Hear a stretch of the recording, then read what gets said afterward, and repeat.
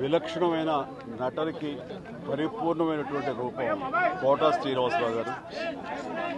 మహానటుడు, ఒక legendary character actor. మా ఇద్దరి నట ప్రస్థానం కూడా ఒకే సినిమాతో ప్రారంభమైంది. అది ప్రాణం ఖరీదు. అఫ్కోర్స్ ఇక్కడే నారాయణమూర్తి ఉన్నాడు. నారాయణమూర్తి కూడా ఆ సినిమాతోనే ప్రారంభమైంది అనుకోవచ్చు.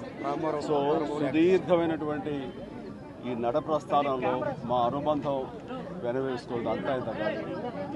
ఆయనతో నటిస్తున్నప్పుడు తెర మీద ఆయన నటన చూసి అద్భుతం అనుకోవడం వేరు.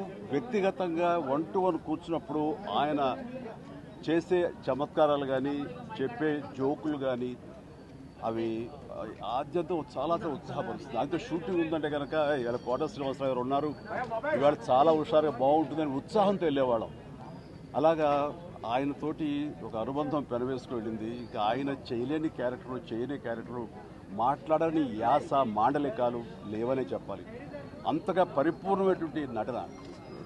నాటక రంగం నుంచి వచ్చి సినిమా రంగంలో తనకంటూ ప్రత్యేకమైన స్థానం ఏర్పరచినటువంటి గొప్ప నటుడు. ఆయనతోటి నాకు ఎన్నో సినిమాల అనుబంధం ఉంది. ప్రతి సినిమా ఒక్కొక్క అద్భుతమైనటువంటి నాకు ఒక ప్రత్యేకం. అండ్ అలాంటి మా కోట శ్రీనివాసరావు గారు ఈ రోజున లేరు అనుకోవటం అనేది నిజంగా చాలా తీరని లోటు.